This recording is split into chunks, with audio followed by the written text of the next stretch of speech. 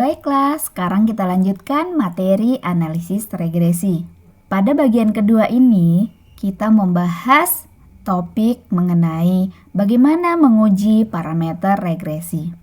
Pastikan Anda telah menyimak dan memahami materi pada bagian pertama, karena ini merupakan kelanjutan materi tersebut. Kita masih menggunakan ilustrasi mengenai seberapa efektifkah Instagram Ad dalam meningkatkan banyak orderan dari sebuah perusahaan hijab merek ABC misalnya. Setelah kita mendapatkan persamaan regresi seperti yang dibahas pada video sebelumnya, yaitu Y duga sama dengan B0 plus B1X gitu ya. Maka pertanyaan selanjutnya yang dapat kita jawab melalui analisis regresi ini adalah, apakah Instagram Ads dapat berpengaruh signifikan terhadap banyaknya orderan? Jadi, analisis regresi ini dapat bermanfaat untuk melihat pengaruh peubah bebas terhadap peubah tak bebas. Dari data yang kita miliki ini, kita telah buat scatter plotnya seperti ini, sehingga diperoleh persamaan dari garis regresi yang berwarna pink ini, yaitu Y duga sama dengan 8,359 plus 2,482X, di mana Y duga ini berarti dugaan banyaknya orderan, kemudian X-nya adalah biaya Instagram Ads yang dikeluarkan. Untuk melihat pengaruh peubah bebas terhadap peubah tak bebas ini, kita harus melakukan uji hipotesis. Kita ingat kembali model regresi linear sederhana, yaitu Y sama dengan beta 0 ditambah beta 1X ditambah epsilon. Beta 0 dan beta 1 merupakan parameter regresi, di mana beta 0 ini adalah intercept, kemudian beta 1 adalah slope atau kemiringan, di mana ini merupakan koefisien dari X yang dapat dimaknai sebagai besarnya perubahan Y di saat X berubah sebesar satu satuan. Untuk dapat melihat pengaruh X terhadap Y, maka kita akan menguji parameter beta 1. Nah, untuk menguji parameter beta 1, kita menggunakan uji T. Sebagaimana prosedur uji hipotesis pada materi sebelumnya, pertama-tama kita harus merumuskan pernyataan hipotesis. Nah, untuk melihat pengaruh X terhadap Y, hipotesisnya adalah apakah beta 1 sama dengan 0 atau beta 1 tidak sama dengan 0. Apabila beta 1-nya 0, artinya X tidak berpengaruh terhadap Y, dan sebaliknya apabila beta 1 tidak sama dengan 0, artinya X berpengaruh terhadap Y. Mari kita perhatikan kenapa pernyataan hipotesisnya itu adalah beta 1 sama dengan 0 dan tidak sama dengan 0. Jadi kalau beta 1-nya ini sama dengan 0, berarti kan keseluruhan komponen ini sama dengan 0. Jadi apabila komponen yang ini sama dengan 0, maka nilai Y itu hanya diperoleh dari penjumlahan beta 0 dan error ya. Karena itu ini ketika beta 1 sama dengan 0, kita dapat maknai X tidak berpengaruh terhadap Y.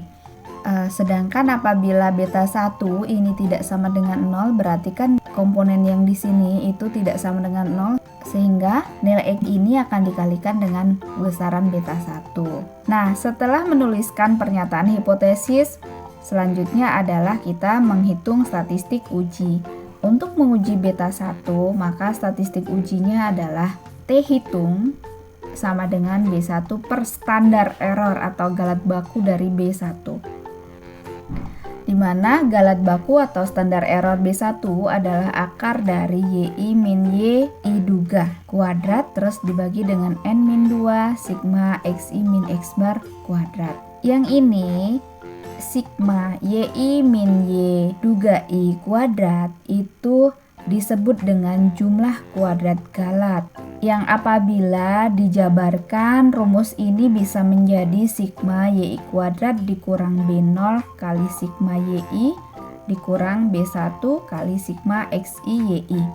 Pada tahap sebelumnya kita kan pasti sudah mendapatkan dugaan model regresi ini ya. seperti yang kita bahas sebelumnya. Y sama dengan B0 plus B1X gitu ya. Pasti kita sudah punya nilai B0 dan B1 sehingga kita bisa masukkan ke sini. Kemudian yang sigma XI min X bar kuadrat ini juga dinamakan dengan JKX ya, jumlah kuadrat X, yang itu apabila dijabarkan rumusnya menjadi sigma XI kuadrat min N dikali X bar kuadrat. Bentuk lain dari rumus JKG dan JKX ini akan mudah digunakan apabila Anda melakukan perhitungan secara manual menggunakan kalkulator. Apabila Anda mengerjakan menggunakan Excel, maka rumus ini tidaklah sulit untuk dikerjakan. Langkah yang ketiga, kita menentukan kriteria penolakan H0 atau menentukan titik kritis ya. Jadi yang ini namanya adalah titik kritis. Seperti halnya pada uji hipotesis dua arah ya, karena ini tandanya sama dengan, lawan tidak sama dengan, berarti ini namanya hipotesis dua arah. Maka kriteria penolakan H0-nya adalah T hitung lebih kecil dari min T alfa per 2 dB atau T hitung lebih besar dari T alfa per 2 dB.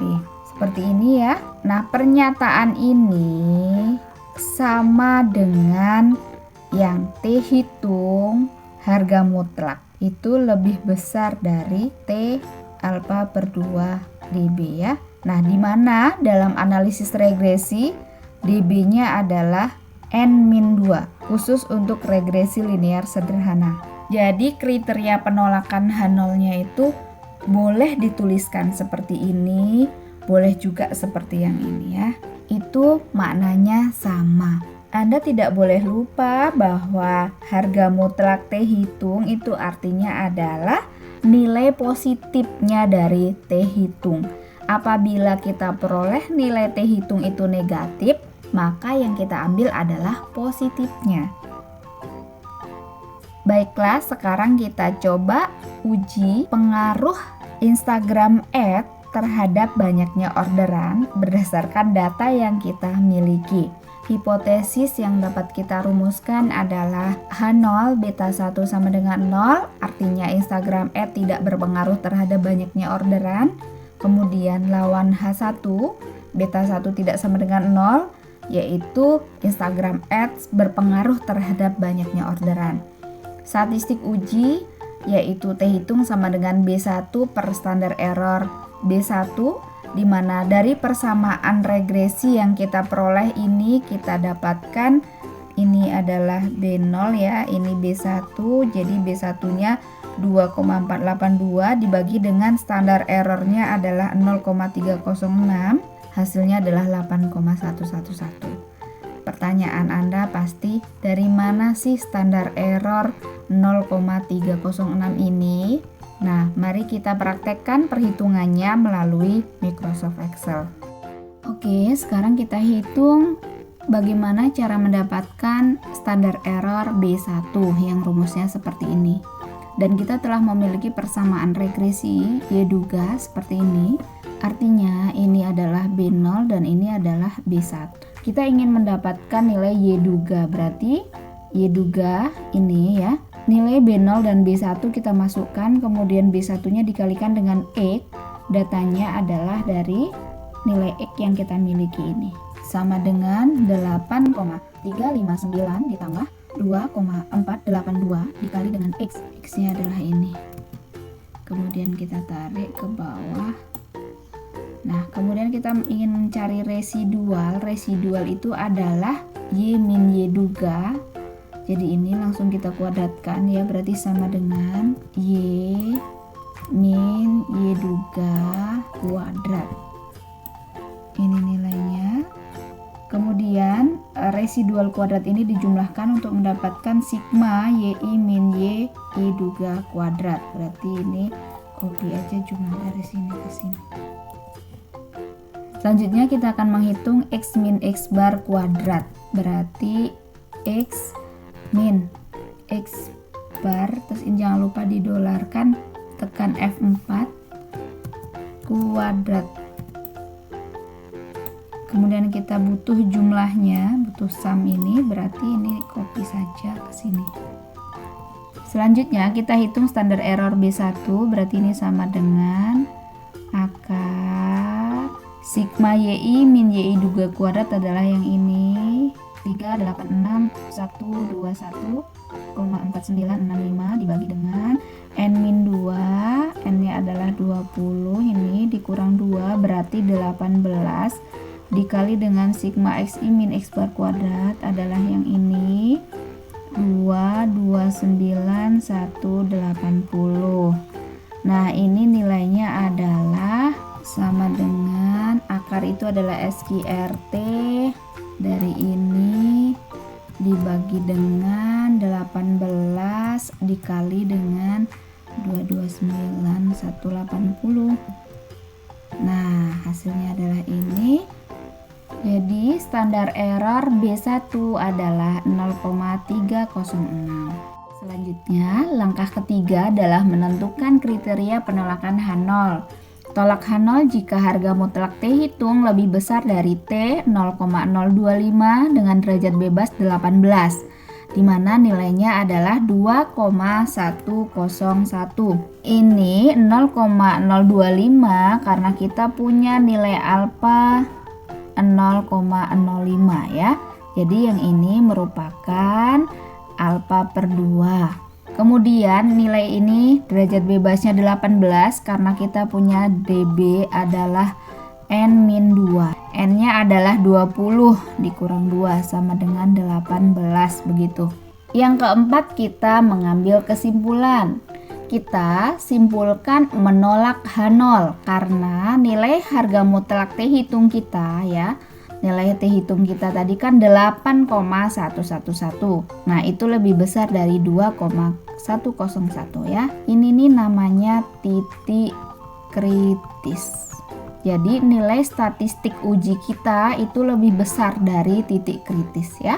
Nah, ini harga mutlak ya, lagi-lagi saya ingatkan bahwa harga mutlak itu adalah nilai positif dari si nilai yang dimutlakan begitu. Jadi seandainya kita mendapatkan nilai T-nya itu negatif, maka yang kita ambil adalah positifnya.